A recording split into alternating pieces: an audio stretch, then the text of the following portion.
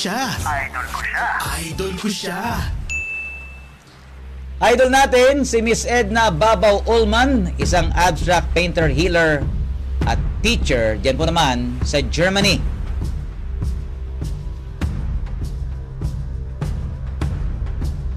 Bago naging bantog na painter, marami pong pinagdaan ang pagsubok si Edna, subalit hindi ito nakahadlang upang makamit ang mga pangarap na nagagawa upang maka-inspire sa kanyang kapwa. Dahil isang Pilipina at napaday sa lupalop ng ibang lahi, nakaranas ng ilang pambubuli noong una si Ullman na pinalala pa ng pagkakasakit dulot ng depresyon.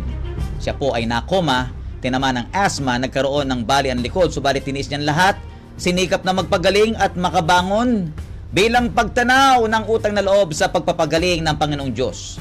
Lumikha siya ng mga painting na nagpapakita ng masasayang bagay upang ma-inspire ang tao na napakasarap palang mabuhay.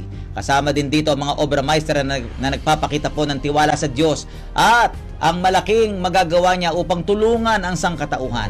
Lumikha din siya, ito pong si Edna Babaw Ullman, ng kakaibang painting na nagpapahiwatig sa lipunan na sa halip na depress ay may ilang bagay silang pwede tingnan at tutukan upang maging masigla at mapuno ng pag-asa.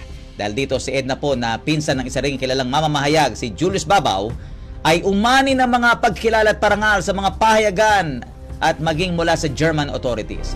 Dinadagsari ng maraming tao kahit iba't ibang lahi ang kanyang mga exhibit dahilan sa kanyang talento na nahayag sa kanyang mga painting.